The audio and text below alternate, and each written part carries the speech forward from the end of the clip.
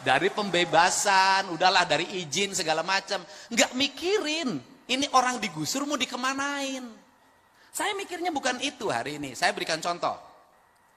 Di daerah Bekasi, di daerah Karawang, pertumbuhan rumah elitnya tinggi banget, luar biasa. Tapi di depan rumahnya, rumah kumuh, warung-warung kumuh berjejer. Dan itu dibiarkan, sampah bertumpuk. Saya tadi pagi ketemu Bupati Karawang, saya turunin alat berat, saya bersihkan seluruh bangunan itu. Kemudian setelah itu apa yang kita lakukan? Bupati Karawang sepakat, siapkan dana 40 juta per rumah, kita bangun rumah-rumah mereka, nggak boleh lagi di sini. Maka anggaran bantuan perumahan di provinsi hari ini kan sudah 40 juta. Tetapi di balik itu juga kita harus bicara kearifan. Ini ITB ahlinya. Kearifan bagaimana? Bangun rumah jangan dipaksain. Di Sumedang, di samping kaki bukit dipasang perumahan. Di endak-endak ini rontok. Ini juga nggak boleh sembarangan. Kata orang Sunda, ciri sabumi, cara sadesa, jawada tutung biritna, sacarana sacanan, lain tepak sejen igel, pasti pakodari tenyaho. Apa itu artinya? Membangun itu harus sesuai dengan karakteristik lingkungan. Tanah, air, udara, mataharinya. Saya ngomong itu yang disebut papat kalimat pancer. Sehingga kalau sudah dibangun itu harus pancer, dia kokoh. Nah, makanya dibagilah piranti. Mana rumah untuk daerah pinggir pantai, mana daerah rumah pertengahan, mana rumah pegunungan. Maka di konsep provinsi hari ini, kita lagi ngembangin rumah bambu. Di daerah-daerah yang seperti Sukabumi, Cianjur, Garut Selatan, Bandung Selatan, kemudian daerah Bandung Utara, itu nggak bisa lagi semua dipaksain tembok, semua harus disesuaikan dengan kontur lingkungannya. Untuk apa? Apalagi dengan ancaman Trans Lembang. Kan harus kita pikirkan bencana yang akan ditimbulkan dengan itu. Setelah itu maka yang paling berikutnya harus dirumuskan oleh kita adalah membangun brand tentang rumah. Bagaimana brand? Kita ini rumah itu tidak dibangun berdasarkan culture-nya. Bangunan-bangunan, ini sini, ini beda, ini beda, ini beda, ini beda. Makanya kenapa, apa sih yang unggul dari sebuah kompleks developer perumahan itu? Yang unggulnya adalah bangunannya sama, jalannya aksesnya ada, fasilitas umumnya ada. Yang paling berat hari ini adalah di perumahan biasa. Kenapa? Lomba-lomba, tetapi di situ harus ada pembatasan, Pak. Pembatasannya bagaimana? Mereka yang mendapat akses terhadap kredit perumahan tipe 36 itu tidak boleh besok tiba-tiba dirubah perumahannya menjadi tipenya tipe mewah. Kenapa? Ketika dia ngambil perumahan subsidi di situ 36, besoknya dia bangun 3 lantai di situ, maka dia sudah mengambil hak orang lain. Artinya akhirnya besoknya timbullah kecemburuan sosial. Yang ini tetap tidak berubah karena memang rumahnya peruntukan kelas menengah ke bawah. Tiba-tiba tetangganya rumahnya gede banget dan hebat banget. Itu konflik, bertengkar itu.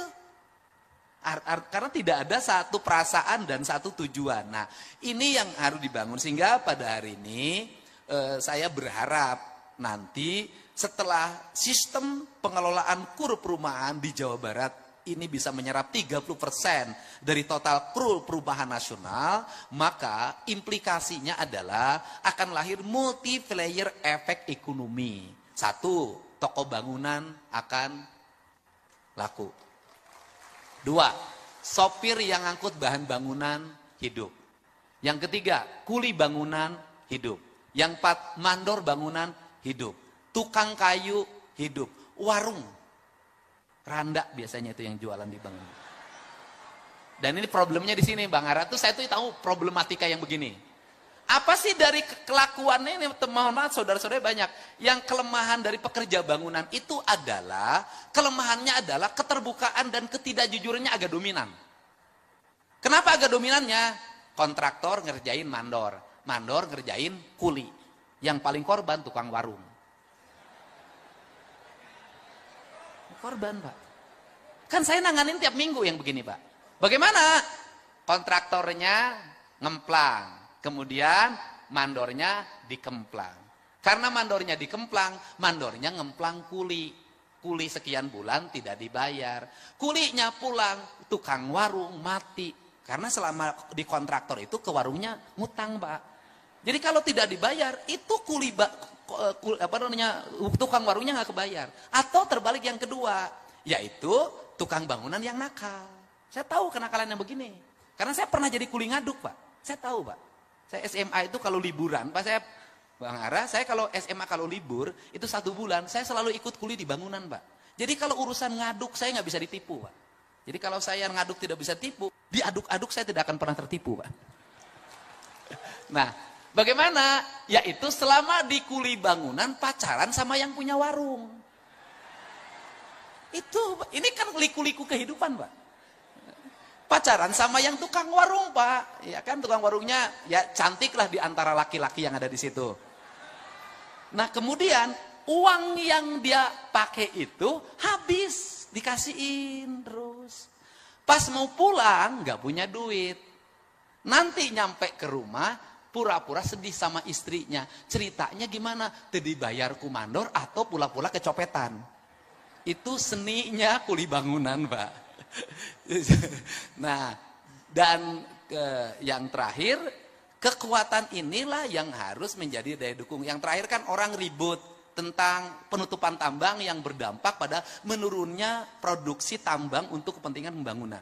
Sebenarnya saya ini lagi mengatur siklus. Kenapa? Hari ini setiap ada proyek pembangunan selalu dimanfaatin oleh preman. Untuk apa? Mendapat bahan tambang. Ahli tambangnya tidak punya, modalnya cuma sewa alat berat. Ngambil bahan baku di mana-mana. Jualnya sama dengan yang lain yang berizin. Bayar pajak tidak, bayar reklamasi tidak, hanya pinjam alat berat. Mereka tiba-tiba menjadi orang-orang kaya mendadak di berbagai tempat. Tapi uangnya hilang lagi karena besoknya kawin lagi. Saya tahu gitu. Nah, saya ini sekarang lagi membuat regulasi untuk apa? Pembangunan yang di sini, sumber tambangnya dari sini. Tambang di sini yang digeser, setelah tambang apa yang dilakukan. Kemudian ini dengan ini MOU, langsung tidak lagi pakai pihak orang. Kamu kebutuhan tambangnya sekian juta kubik, dipenuhi dari sini, kamu fokus aja melayani ini kontrak. Untuk apa? Mendapat kepastian subsidi, supply, dan tidak mahal. Dan tidak lagi ada calo di sini. Kenapa? Karena bahan bangunan itu dicaloin. Saya tahu kalau lagi ada proyek pembangunan di sini, maka toko-toko preman di situ ngambil semua. Pasir dari saya, batu dari saya, koral dari saya, semua dari saya. Dan si kontraktor harus tunduk, atau pengembang atau pengusaha harus tunduk pada dia. Akhirnya dia mendapat bahan baku, 1, dikurangi volumenya, 2, harganya dimahalkan. Kalau enggak diganggu. Maka saya udah pengalaman yang ini, maka oleh saya dibuat nanti, ini langsung nih, kirim ke sini, ini langsung kirim ke sini. Andai kata pun dia ingin menjadi supplier, maka bahan baku yang disuplainya sudah dari perusahaan tambang ini. Dia tidak bisa ngurangi volume dan dia tidak bisa naikin harga karena sudah ada kontrak harga. Wajarlah untuk bagaimana menghidupi kontraktor lokal, ya kamu dapat sekian nih, ini dari sini, Anda angkutan. Saya tuh bangun itu untuk apa? Saya ingin mendidik masyarakat Jawa Barat untuk tidak boleh untung dari enteng. Setiap orang yang berusaha harus kerja keras dan berkeringat, tidak boleh hanya menjadi jagoan kemudian jadi kaya. Saya nggak mau. Karena nanti orang Jawa Barat tidak kompetitif. Nah kemudian yang terakhir, apalagi problem dari perumahan ini Bang Ara adalah mendapat kepastian developer yang berkualitas dan jujur. Karena seringkali jadi rakyat kecil tuh dikorbanin lagi. Bagaimana? Banyak developer yang bebasin tanahnya tidak lunas. Setelah itu ketika sudah lunas sertifikatnya tidak bisa dibagi. Karena dari induknya belum dipecah. Terus setelah itu apa lagi? Banyak yang sudah masuk uang, bangunannya tidak dibuatkan. Dan korbannya di mana-mana. Nah, untuk itu sudah selayaknya Ray, nih Mas Joko, mengumumkan developer-developer yang memiliki standarisasi berdasarkan penilaian Ray. Ini penting. Kalau yang jujur kayak Mas Joko kan makin banyak. Nah ini, ya harus berani. Ini abadnya abad keberanian. Kenapa? Karena Ray bukan hanya melindungi developer, Ray harus melindungi konsumen. Kalau mau saya buka itu pengaduan, ngantri Pak, yang korban seperti itu. Nah, karena karakter developer juga sama. Kenapa developer banyak mengalami problem ekonomi? Bukan tidak dibayar dari pengembang, dari konsumen, bukan itu. Itu tadi, gaya sudah lebih dulu, kantornya hebat, mobilnya bagus, istrinya tambah. Tiap minggu ke luar negeri, ya itu yang susah. Sama dengan kontraktor-kontraktor di kabupaten dulu saya zaman bupati, punya borongan 200 juta, malamnya sudah karaokean dengan yang baru. Saya tahulah karakter begitu. Dapat 30% DP, itu nggak dipakai untuk bank, bukan. Dia sudah pakai nyanyi, atau dapat kerjaan dapat kerjaan proyek, disubkan lagi. Habis disubkan lagi. Banyak kontraktor yang saya lihat, itu selama jadi kontraktor, hanya menjadi anggota asosiasi pengusaha, tapi tidak pernah ngeborong. Ngesub aja kerjanya. Nah kalau nggak kebagian paling, wah syah, aing tuh kebagian. Aing asli orang dia. Modalnya begitu saja. Di abad digital itu nggak bisa lagi begini. Jadi pada akhirnya, siapapun yang jujur mengelola, maka dia akan mujur. Developer jujur, sukses. Jadi menteri jujur, sukses. Jadi para bupati jujur, sukses. Minimal tidak bertengkar dengan istrinya. Jadi inilah yang menjadi harapan saya. Jadi ekosistem ekonomi perumahan itu adalah siklus ekonomi perumahan yang berjalan semua orang. Dan yang terakhir adalah kehati-hatian dalam penataan ruang. Kenapa?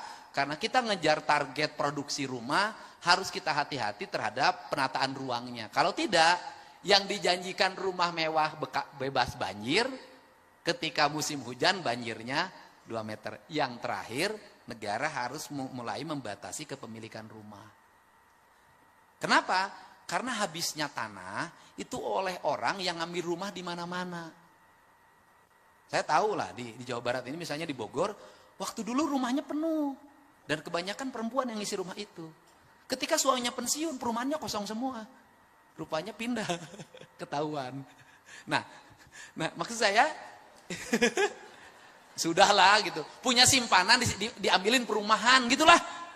Ya udah, susah-susah amat. Ada pengembangan baru tempat ini, ngambil satu buat yang kuliah di sini, buat yang kuliah di sini. Besoknya pensiun, kan nggak ada yang torin rumahnya. Istrinya juga diambil lagi sama yang lain. Nah, ya udahlah. Bapak-bapak kan semua pemain, kan saya pelatih, Pak.